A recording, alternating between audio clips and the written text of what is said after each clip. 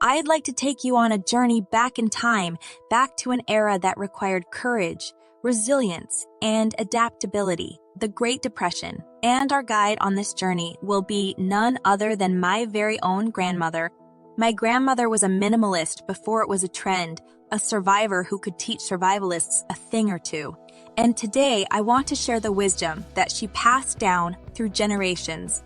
So, buckle up as we dive deep into 20 principles of minimalism that my grandma learned during the Great Depression and explore how they can still be applied today.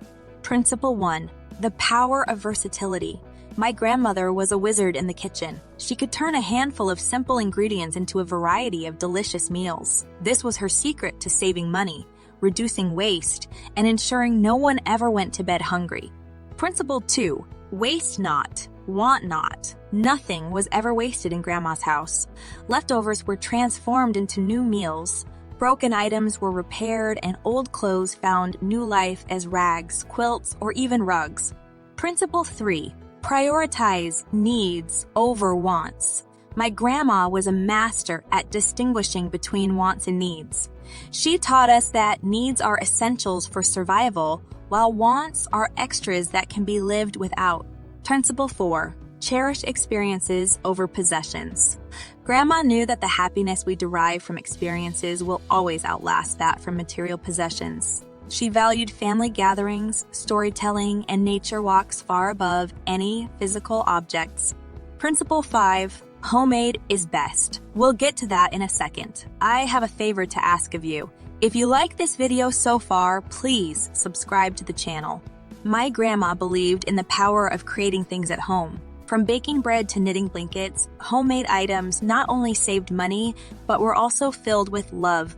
Principle 6. The art of foraging. My grandma knew her local environment like the back of her hand. She could find wild berries, nuts, and edible plants that others might overlook. This not only provided nourishment, but also saved precious money. Principle 7. Practice self-sufficiency. Grandma had a green thumb and grew most of her own food. She also sewed clothes and repaired household items. This not only saved money, but also fostered independence and a sense of accomplishment.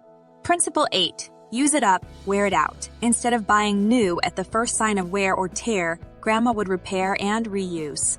This principle encourages creativity and reduces our environmental impact. Principle 9. The art of bartering. When money was tight, Grandma traded eggs for flour or mending services for fresh produce. This was a clear demonstration that money isn't the only currency in the world. Principle 10. Be energy efficient. Grandma knew how to make the most of her resources. From using natural light to air drying clothes, she was energy efficient before it became a buzzword. Principle 11. Quality over quantity. Grandma believed it was better to have one good quality item than multiple cheap ones. This saved money in the long run and reduced waste. Principle 12. Embrace community. During the Great Depression, communities came together to share resources, support each other, and find collective solutions. Grandma's stories remind us of the power of community in overcoming adversity. Principle 13. Save for a rainy day. Even in the toughest times, Grandma always saved a little. She understood that having a safety net was critical for weathering future storms. Principle 14. Respect every resource. From rainwater to old newspapers, no resource was considered too small or insignificant to conserve and use wisely. Principle 15. Keep only what's necessary. In Grandma's house, clutter didn't exist. She kept only what was needed and used regularly. This created a sense of peace and order in the home. Principle 16. Homemade entertainment. When money was tight, Grandma got creative with entertainment. From storytelling to knitting circles, these communal activities brought everyone closer together and didn't cost a dime. Principle 17. Use every part. Whether it was a chicken or a pumpkin, no part was wasted. This approach not only made the most of each resource, but also sparked creativity in the kitchen. Principle 18. Celebrate simply. Grandma taught us that we didn't need extravagant parties or lavish gifts to celebrate. Being together as a family, sharing a homemade meal, and expressing gratitude were enough to make any occasion special. Principle 19. Mindful consumption. Grandma always asked herself 3 questions before any purchase. Do I need it? Can I afford it? Can I do without it? Can I do without it? This simple mantra helped her avoid impulsive buying and practice mindful consumption. And finally, Principle 20. Embrace contentment. Despite the hardship and scarcity, Grandma found contentment in the simplicity of her life. She taught us that true contentment comes from within and can't be bought or acquired.